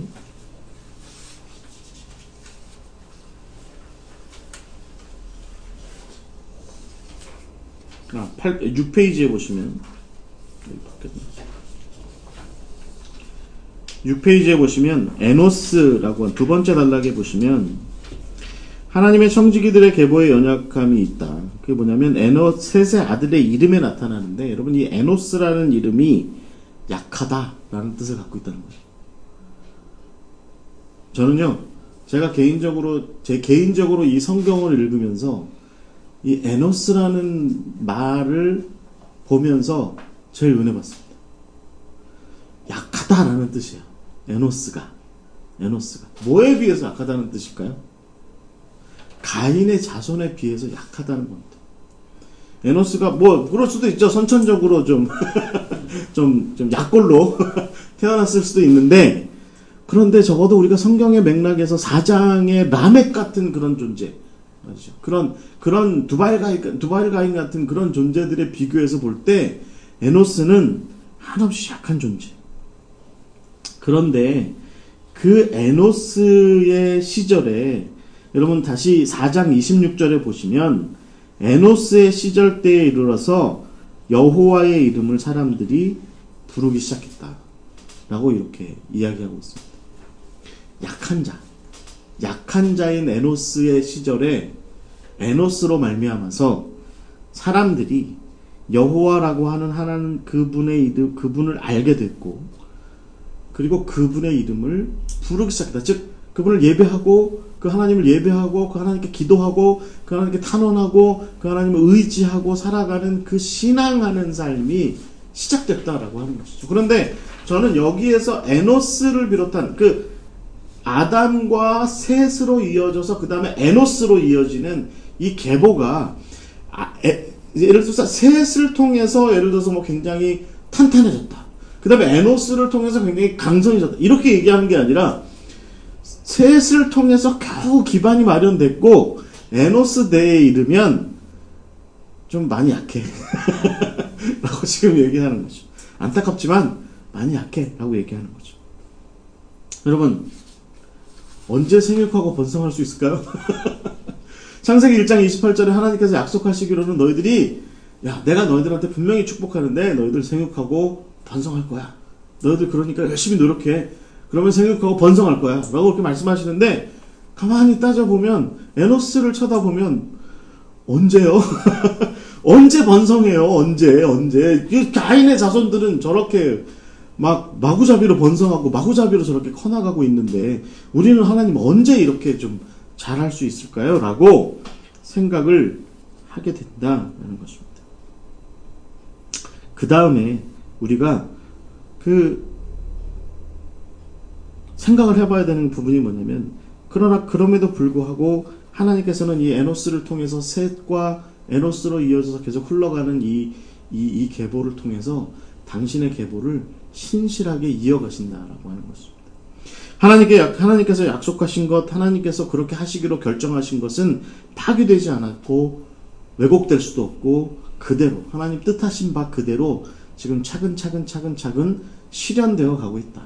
마치 어떤 영웅의 어떤 이야기를 우리가 영화나 소설을 통해서 보면 어느 순간에 그런 모습이 있죠. 여러분 대장금도 이렇게, 여러분 대장금 같은 거 이렇게 보면서 무슨 생각하세요? 이번 회에 대장금 끝나나? 싶을 정도로 왜 그런 이야기들 대체적으로 그렇죠. 이번 회로 끝날 것 같아요. 대장금이 곧 죽을 것 같아. 그래서 야, 끝날 수 있을 것 같다. 이런 마음을 흉내면 그러다 갑자기 누구죠? 지진이가 나타나서 항상 구해주고 하잖아요. 그래서 이게 이어져 내려가는 그런 모습이 있는 거죠. 그래서 우리가 이 셋의 계보를 보면, 아담의 계보, 셋으로 이어진 아담의 계보를 보면, 우리는 사실 이런 모습을 많이 생각합니다. 예를 들어서, 아담이, 930세까지 살았고, 셋은 몇 살까지 살았대요? 910세까지. 에노스는 905세, 게나는 910세, 마할랄렐은 895세, 야렛은 962세. 그 다음에 이제 에녹은 살짝 빼놓고, 무두셀라가 969세. 네. 이렇게 오래오래 살죠. 그러니까 우리가 당장 보기에는 어때요? 잘 먹고 잘 사는 것 같죠? 장수하고 잘 먹고 잘 사는 것 같죠? 네. 저희 외할아버지께서 한번 제가 말씀드렸죠. 106세까지 사셨다고. 네. 저희 외할아버지 말씀이 오래 사는 건 좋은 거 아니다. 말씀하셨습니다. 100세 사셨는데 그렇게 말씀하셨어요. 그렇다고 삶에 애착이 없으시거나 그러진 않으셨죠. 인자도 참 장수 인자도 좋게 태어나셔서, 제가 지금 걱정스러운 게 뭐냐면 외할아버지 유전인자가 저한테 이렇게 굉장히 강하게 있을까봐 제가 좀 나름대로 좀 한편으로, 누구는 저한테 그런 거 다 걱정하냐, 오래 살면 좋지. 근데 저는 좀 그렇거든요. 오래 산다는 거 꼭 그게 좋은 건가? 재수 없으면 요즘 200년 산다는데 오래 사는 게 꼭 좋은 건가? 그런 생각이 들어가는 거죠.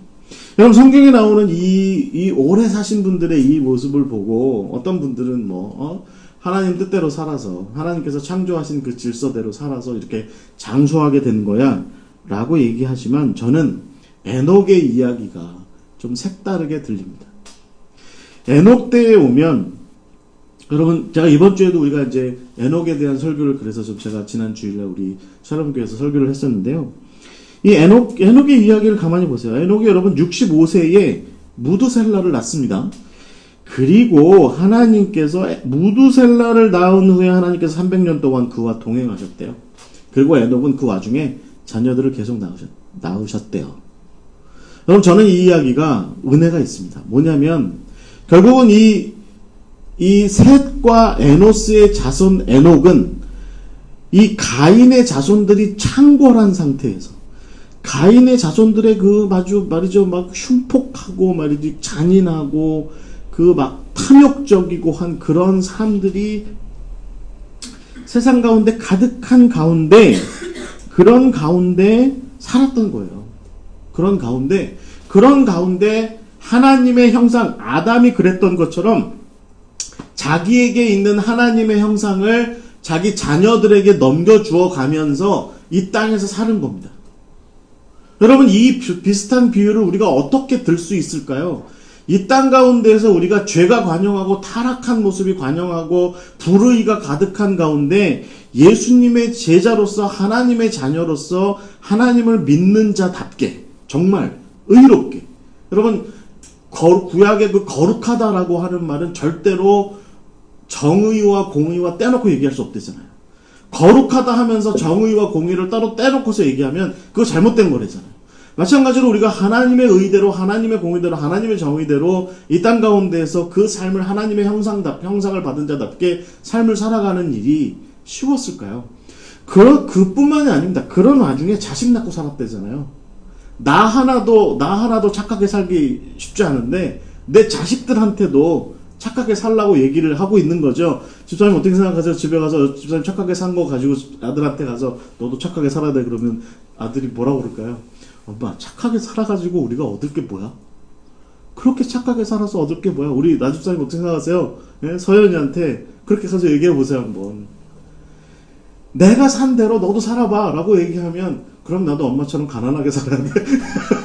그럼 나도 엄마처럼 정직하게 살다가 대충 좀 편취하고 말이지 뭐 이속 챙기고 이런 건 좀 못하고 살아야 돼? 그래, 너 그러고 못하고 살아야 돼. 그러면 뭐라고 얘기해야 돼요? 아니, 난 엄마처럼 살고 싶지 않아. 난 차라리 교회 안 다니는 한이 있어도 난 좀 아빠처럼 그렇게 안 살고 싶어. 그렇게 말하는 자녀들이 분명히 있을 거 아니에요? 네? 자식 10명 낳았으면 10명 중에 10명 자식이 다 우리 말 다 잘 듣고 따르나요? 그렇지 않잖아요. 그러니까 그 삶에 어려움이 있었다는 거죠. 그 삶에. 그래서 제가 이번 주에 그 설교 준비를 하면서 봤던 한 가지 그 주석의 표현이 뭐냐면 5장 24절에 에녹이 하나님이 그를 데려가셔서 세상에 그가 있지 않았다라고 하는 이 표현에 대한 해석 중에 하나가 뭐냐면 에녹이 더 이상 세상에 대해서 감각을 느끼지 않게 됐다. 이렇게 얘기하는 거예요.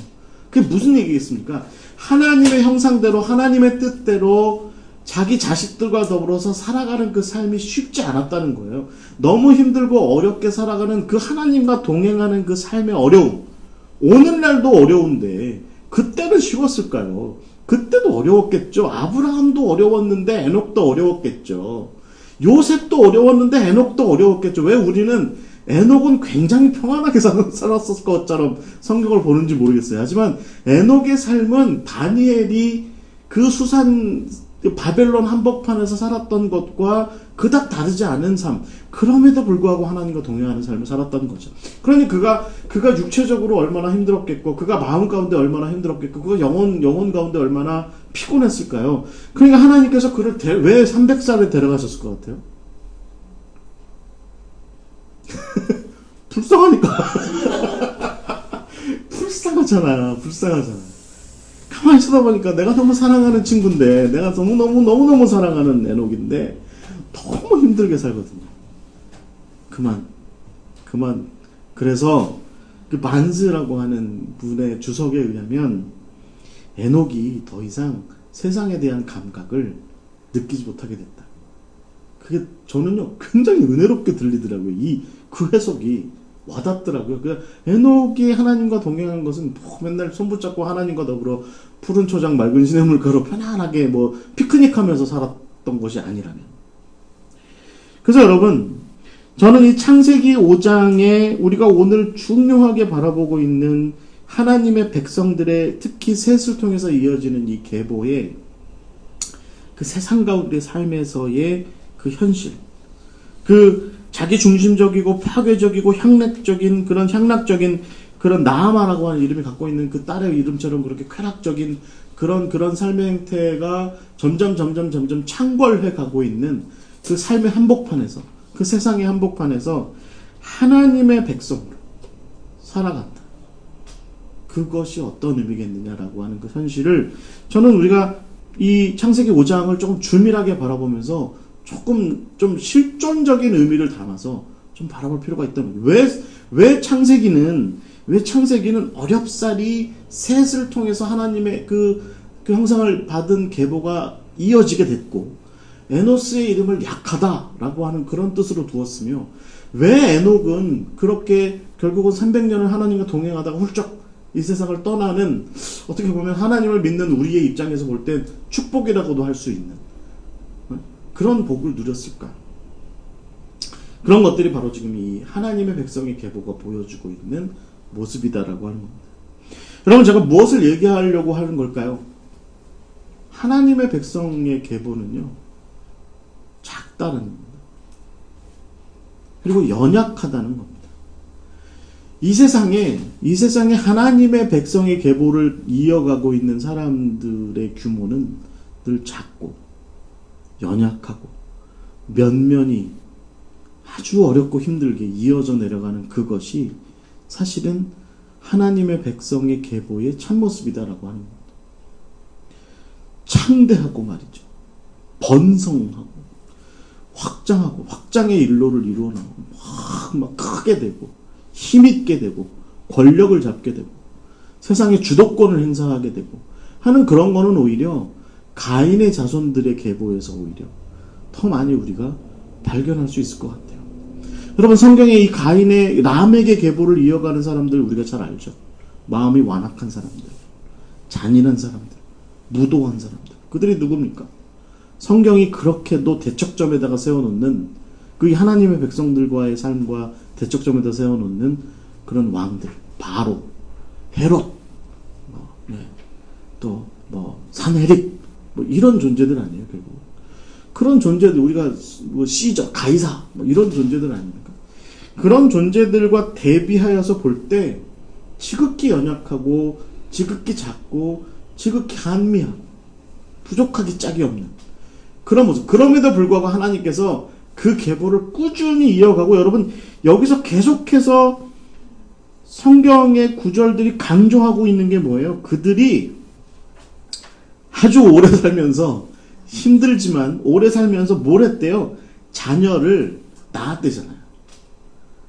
그러니까 에녹 같은 경우도 365년 살았지만 무드셀라만 낳고 끝난 게 아니라 자녀를 계속 낳았대잖아요. 이게 여러분 어디와 연결되는 걸까요? 창세기 1장 28절에 너희들이 생육해라, 번성해라, 땅에 충만해라 라고 하는 부분과 너무 맞닿아 있는 이야기다라고 하는 것입니다. 굉장히 맞닿아 있는 이야기라는 것이죠. 성경은 이 부분에 분명한 관점이 있다는 거예요. 저는 숫자가 특별히 성경이 숫자 노름을 하는 부분에서 굉장히 의미 있는 것 중에 한 가지가 뭐냐면 민수기 같은 경우입니다. 민수기에 보시면 60만 명 숫자 세잖아요. 처음에 들어갈 때.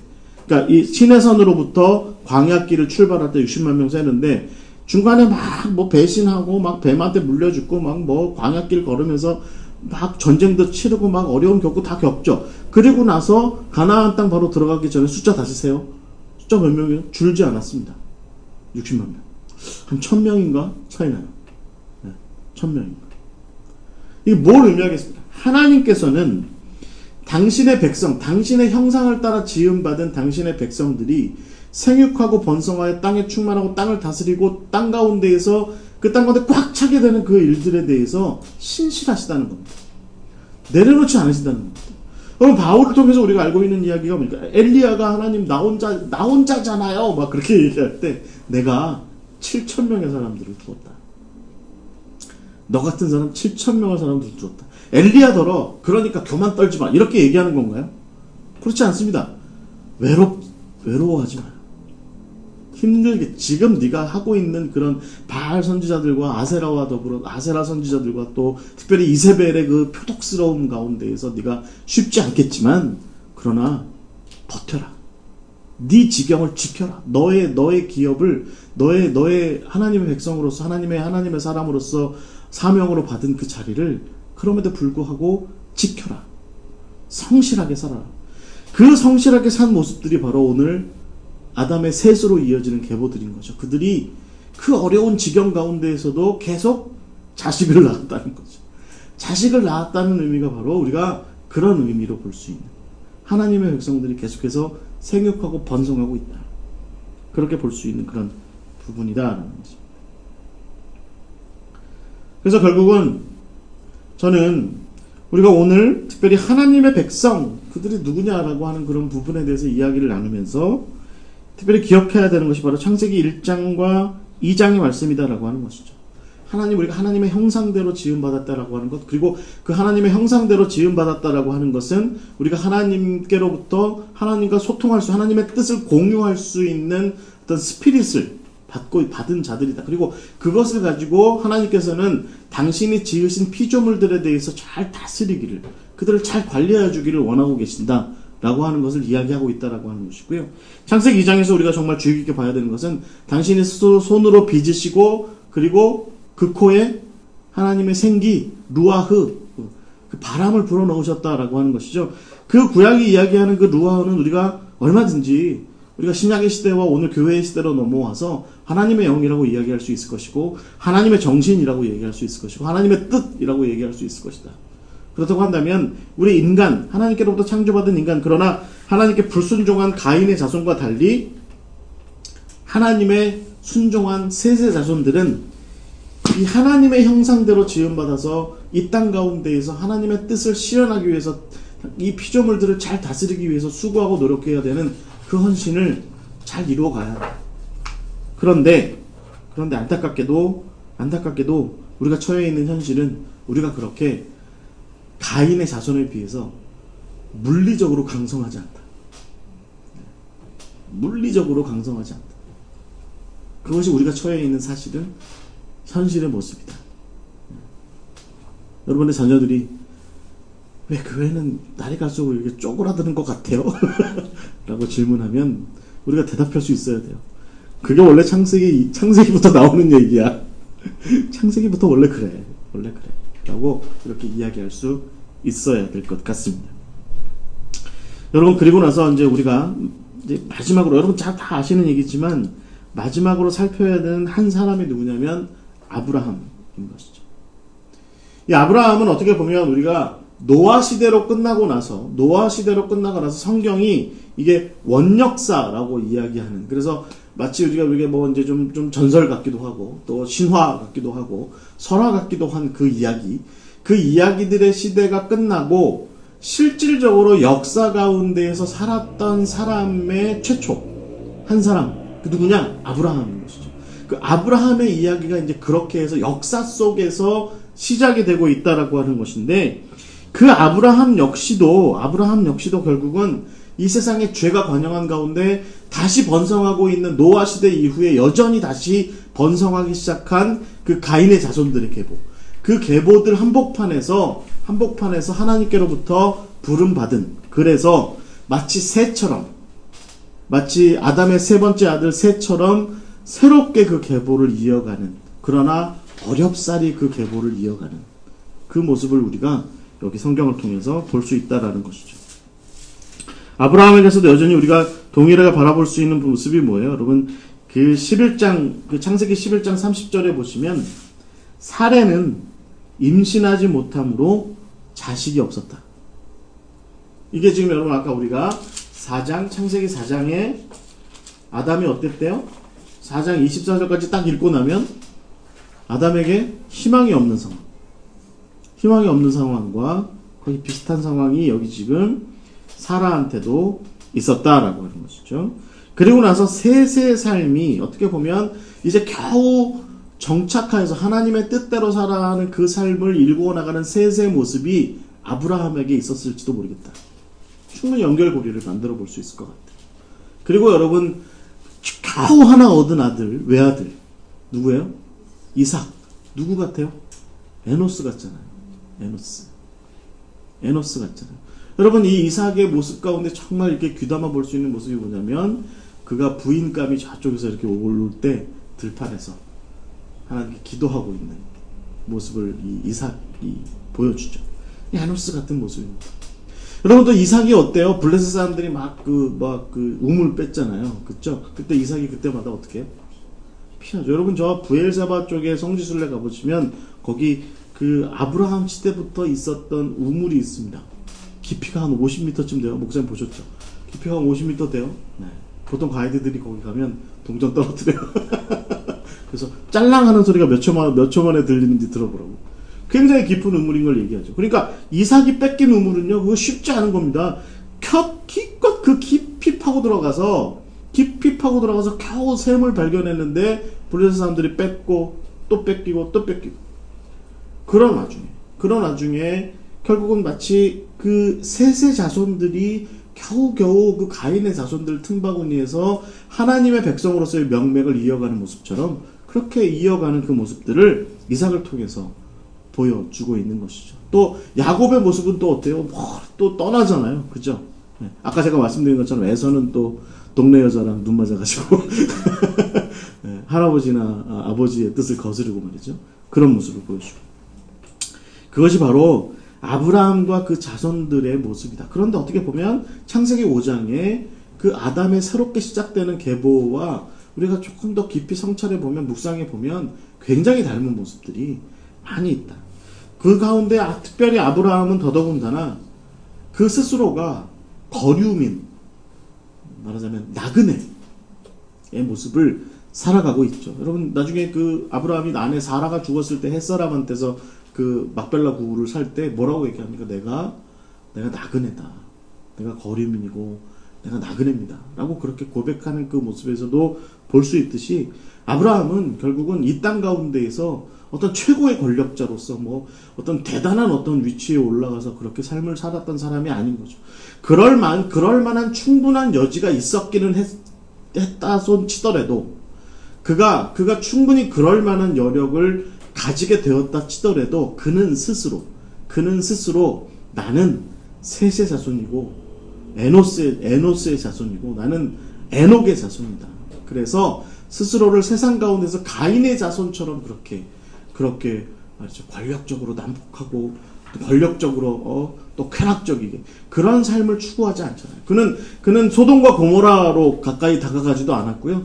그는 그 그돌라오메를 비롯한 그 가나안의 왕들과 전쟁을 벌이고 나서 얻은 그런 노략물들에 대해서 욕심을 내지도 않았습니다.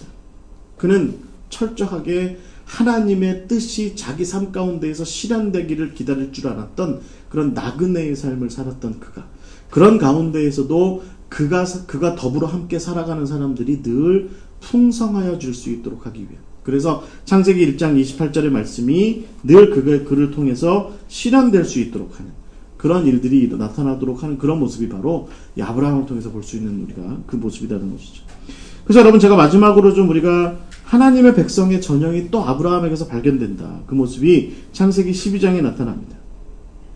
거기 보면 그 여호와께서 아브라함에게 창세기 12장 1절에 보시면 여호와께서 아브라함에게 이르시되 너는 너의 고향과 친척과 아버지의 집을 떠나서 내가 내게 보여줄 땅으로 가라. 내가 너로 큰 민족을 이루고 내게 복을 주어서 내 이름을 창대하게 하리니 너는 복이 될지라. 너를 축복하는 자에게는 내가 복을 내리고 너를 저주하는 자에게는 내가 저주하리니 땅의 모든 족속이 너로 말미암아 복을 얻을 것이다.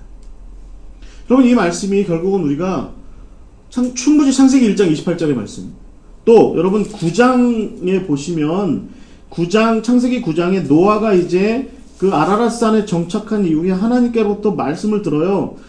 그 노아와 그 아들들에게 복을 주시며 9장 1절에 보시면 노아와 그 아들들에게 복을 주시며 그들에게 이르시되 생육하고 번성하여 땅에 충만하라. 땅의 모든 짐승과 공중의 모든 새와 땅에 기는 모든 것과 바다의 모든 물고기가 너희를 두려워하며 너희를 무서워할 것이다. 이것들은 너희 손에 붙였다. 이렇게 얘기하는 것처럼 결국은 이런 모든 것들이 창세기 1장 28절의 말씀이 계속해서 이어져 가는 것이고 아브라함에게도 계속 이어져 가는 그런 모습이 있는 것이죠. 여러분 성경에서 이런 모습들은 결국은 하나님의 은혜로 말미암아 그 하나님의 백성을 통하여 펼쳐지는 은혜로 말미암아서 만물이 세상의 모든 피조물들이 복을 누리게 되는 일들은 성경의 곳곳에서 발견됩니다.